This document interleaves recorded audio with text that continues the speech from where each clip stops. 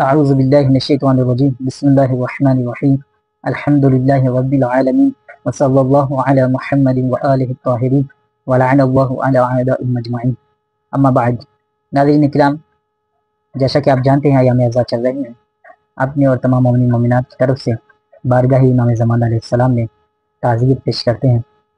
جیسا کہ آپ جانتے ہیں کہ محرم کا چاند افق پر طلوع ہوتے ہی پوری کی پوری دنیا میں صف عزا بچھایا جاتا ہے اور ہر جگہ مجالس عزا برپا ہوتی ہے۔ دنیا کے ہر کونے میں آج ہم دیکھتے ہیں کہ مجالس برپا ہو رہی ہیں، ذکر حسین کیا جا رہا ہے اور حق بھی یہی حاصل ہے۔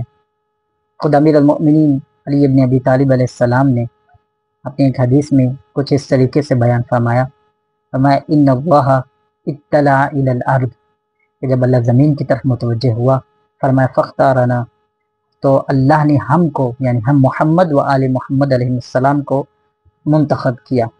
پھر فرمایا فاختار لنا شیعت، فرمایا کہ پھر ہمارے لیے جو ہے وہ شیعہ کو منتخب کیا گیا۔ اور پھر امام علیہ السلام نے ارشاد فرمایا وہ کون سا شیعہ ہے، وہ گروہ کون سا ہے؟ فرمایا یفرحون لفرحنا، جو ہماری خوشی میں خوش ہوتا ہے، ویحزنون لحزننا، اور ہمارے غم میں غمگین ہوتا ہے۔ اور پھر ارشاد فرمایا ینصروننا، اور وہ ہماری مدد کرتا ہے، ویبذلون اموالہم وانفسہم، اور وہ اپنی جان کو خرچ کرتا ہے، اپنے اموال کو ہمارے لیے خرچ کرتا ہے۔ اولئک منا، یہ سب کے سب ہم میں سے ہیں۔ پھر فرمایا وَإِلَيْنَا، اور یہ سب کے سب ہماری طرف آئیں گے۔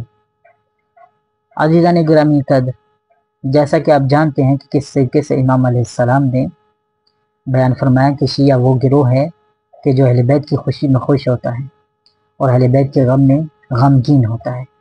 تو یہ پھر جہاں پر بھی ہو، جس جگہ پر بھی ہو، جیسی بھی محفل ہو، تو ہمیشہ اہل بیت کی خوشی کو اولیت رکھتا ہے اور اہل بیت کی خوشی کو عزیز رکھتا ہے اور اہل بیت علیہ السلام کے ذکر کو جاری کرتا ہے اور اہل بیت علیہ السلام کے غم کو بیان کرتا ہے۔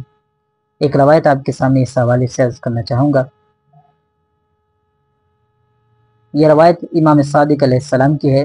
امام صادق علیہ السلام فضل بن یسار سے فرماتے ہیں، مفہوم یہ روایت کچھ یہ ہے کہ امام علیہ السلام نے فرمایا کہ کیا تم مجالس برپا کرتے ہو؟ تو اس نے کہا کہ جی ہاں، ہم مجالس برپا کرتے ہیں۔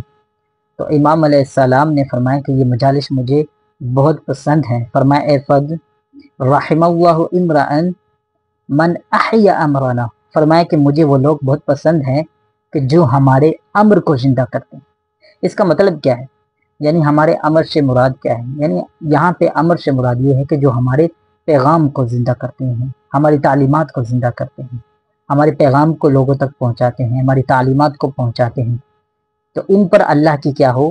رحمت ہو۔ امام علیہ السلام دعا فرما رہے ہیں کہ جو ایسا کام کرتا ہے، امام علیہ السلام فرما رہے ہیں کہ ان پر اللہ کی کیا ہو؟ رحمت ہو۔ فرمایا جو ہمارا ذکر کرے یا کسی کے سامنے ہمارا ذکر کیا جائے تو فرماتے ہیں اس کی آنکھوں میں اگر آنسو آ جائے، وہ آنسو کا ایک قطرہ ایسا ہے کہ خداوند متعال اس کے تمام گناہوں کو معاف کر دیتا ہے، اس کے گناہ بخش دیتا ہے، چاہے وہ گناہ سمندر کی جھاگ کے برابر کیوں نہ ہو۔ تو یعنی اتنی اہمیت جو ہے وہ اس چیز کی بیان کی گئی ہے۔